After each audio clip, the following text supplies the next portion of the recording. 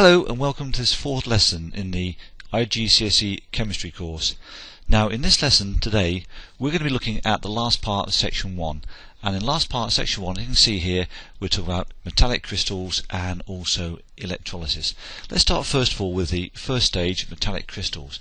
Now you can see here when you describe a metal as a giant structure of positive ions surrounded by a sea of delocalized electrons.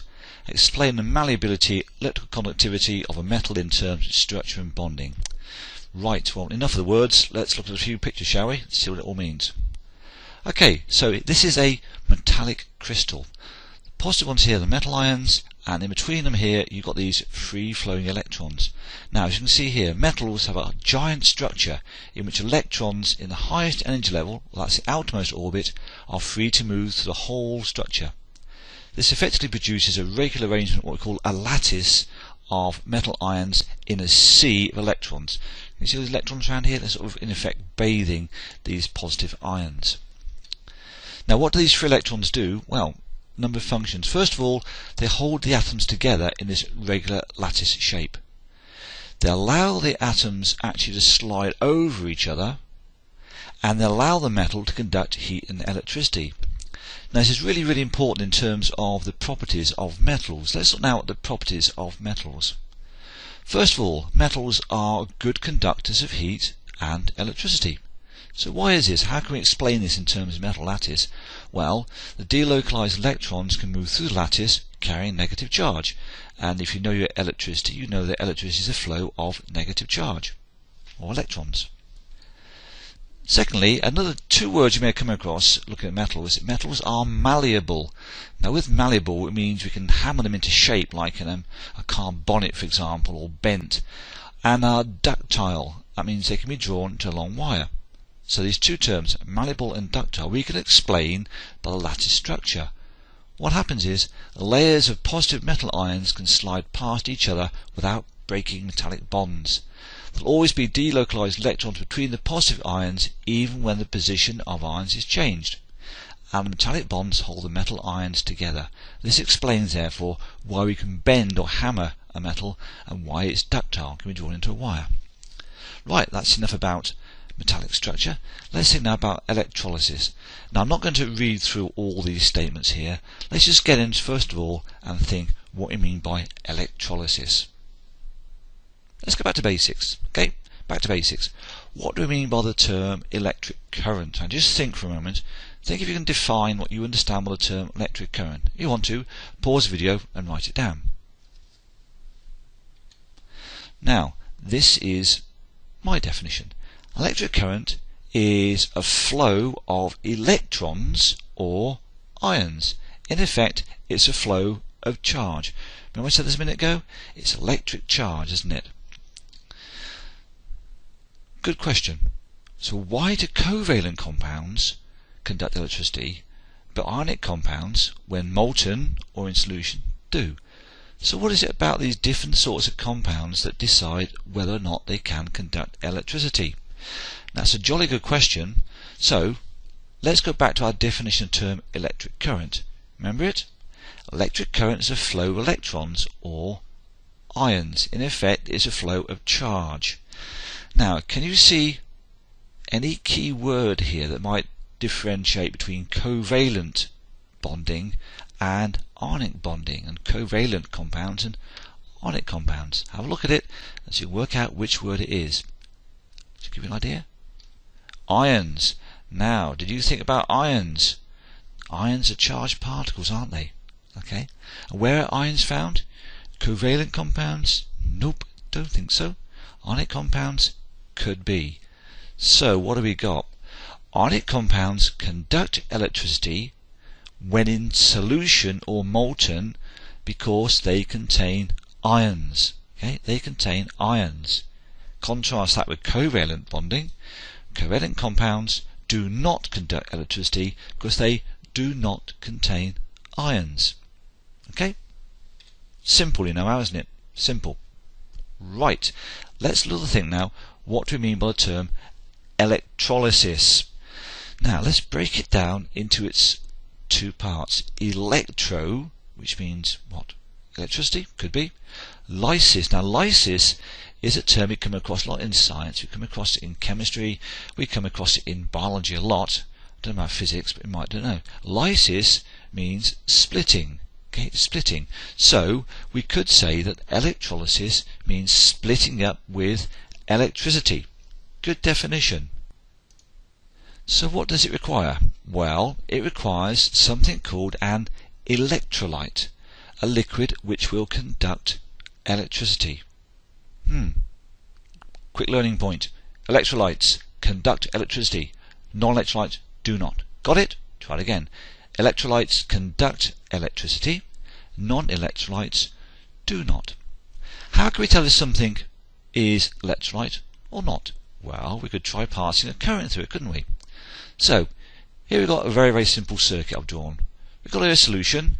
We've got two carbon rods connected to, this is a battery cell here, isn't it? Recognise the symbol for battery cell? Here is a light bulb. Okay. Now, in this situation here, the light bulb lights. So this solution here must be an electrolyte. If it conducts electricity in the whole circuit, it must be electrolyte. Big tick. Now, let's put another substance. This substance here, okay, same circuit, same cell, same light bulb.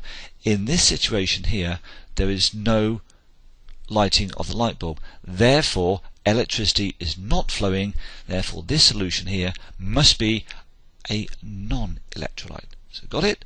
Test for electrolytes. We simply have a circuit. If it lights, electrolyte. If it doesn't light, it's not electrolytes. Now, electrolytes are usually free ions dissolved in water. For example, sodium chloride solution. Now look, what do we got here? We got chloride ions. Remember these from previous video? And sodium ions. Now they're dissolved in water. Water is the solvent, so this is a solution of sodium chloride.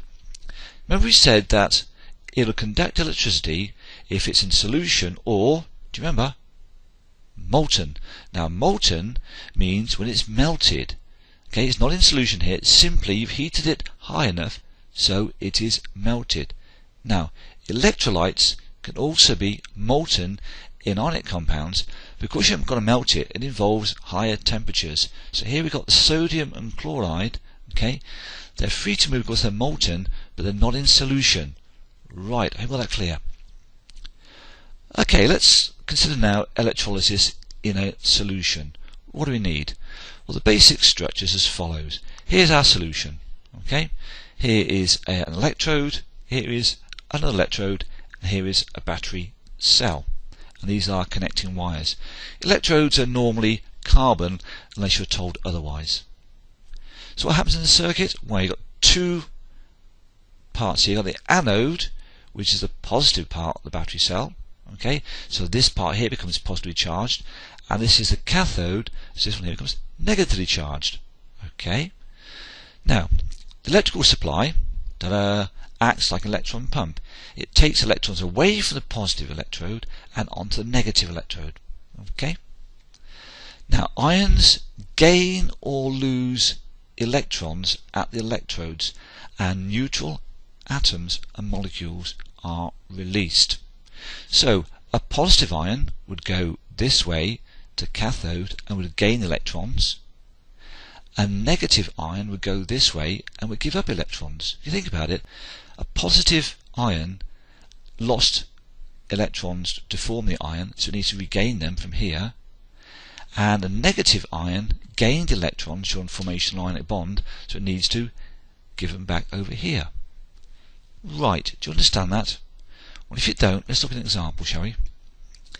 Let's look at an example of sodium chloride solution. Now this is got the old familiar term of brine. So when we talk about brine, we're talking about sodium chloride solution. Now, because it's a solution, you've got water present too, haven't you? So here are the ions. We've got sodium, that are hydrogen from the water, chloride from sodium chloride, and the hydroxide bit here again from the water. Now, the ions are going to be attracted towards the different electrodes. Look what happens when electricity flows through the solution. What happens is as follows. Okay, you get a preferential attraction. Hydrogens are attracted preferentially to cathode rather than sodium, and chloride is attracted to the anode rather than hydroxide. Now at this point you don't need to worry about why this is the case, just try and learn this. The hydrogen is attracted towards the cathode. Why? Because it's positive, it's negative, they attract, don't they? Chloride is attracted to the anode. Why? Because it's negative and they're positive, aren't they? Okay? Attraction. Remember the power of attraction? Right, now what happens is as follows.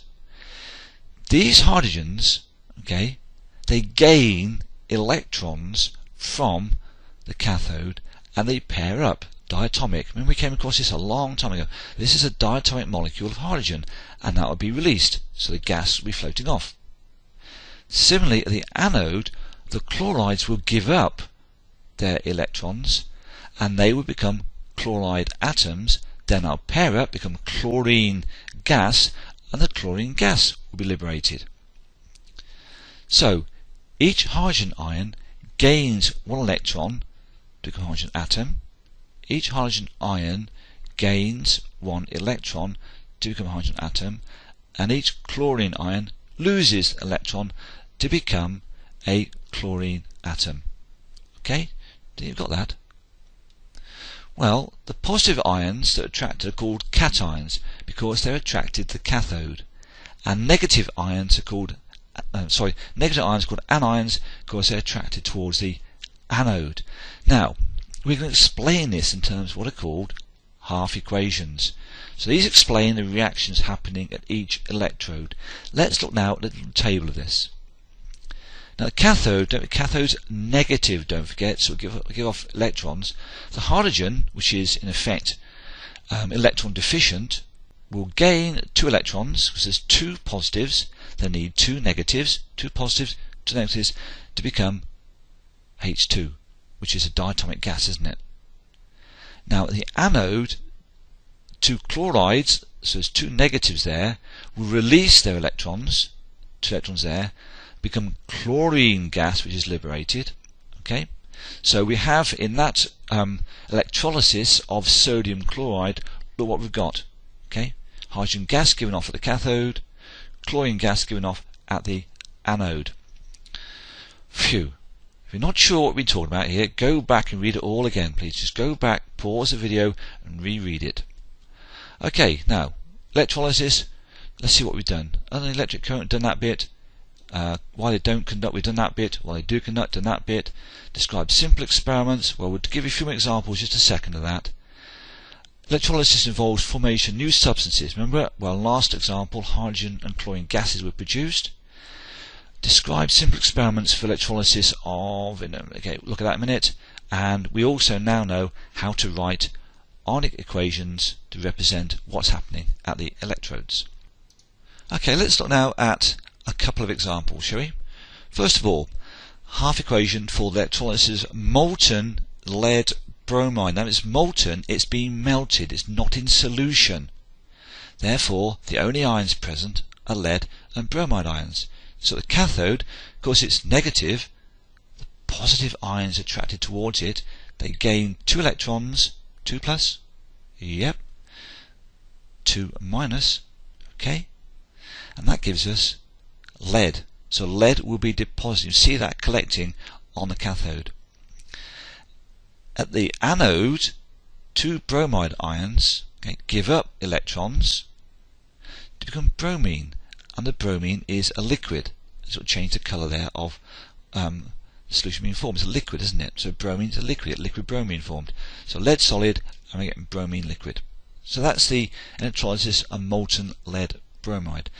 Let's look at another one about solutions. Let's look at copper sulfate solution. Now copper sulfate, okay, what have we got? Well, both electrodes made of carbon. Right? Ions present. Copper sulfate solution has got to have hydrogen present from the water, the solution bit, and copper there. So Cu2 plus H plus. The positive electrode, the ions present, the sulfate from here, and OH from the water. What do we see? Well, on the carbon cathode we get a red deposit. That red deposit is where copper's being deposited. So the copper ions, 2 plus, gaining electrons and becoming copper solid. I'm missing the state. There should be an S there, shouldn't there? You see the S there? It's invisible. Never mind. Now, at the anode, we're getting bubbles of gas given off, and that gas happens to be oxygen. How do you know? Because it relights a glowing splint. Remember your test for your gases? Now let's see what happens. Hydroxide ion, okay, is being, not only does it give up electrons, it also splits to form oxygen, water, and releases 4 electrons. So, in electrolysis of copper sulfate, you get copper deposited at the cathode, you get oxygen released at the anode. Right, one more example. This is a very famous bit of apparatus here. It's called the Hoffman voltammeter. What a posh name, isn't it? Now, this is used for the electrolysis of dilute sulfuric acid. Now, again, it's in solution. So again, you're going to have the same ions present. Here, we've got platinum electrodes, not carbon, but platinum. Let's look now what's happening. Now, the cathode negative, the electrode is made of carbon in both cases.